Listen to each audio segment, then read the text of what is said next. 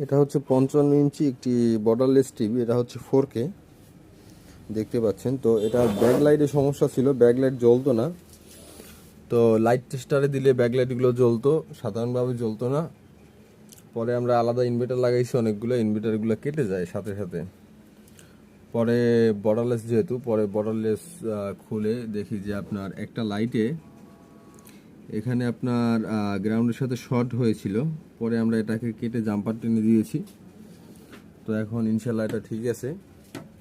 তো যাদের borderless TV আছে, অনেকেই বর্ডারলেস টিভি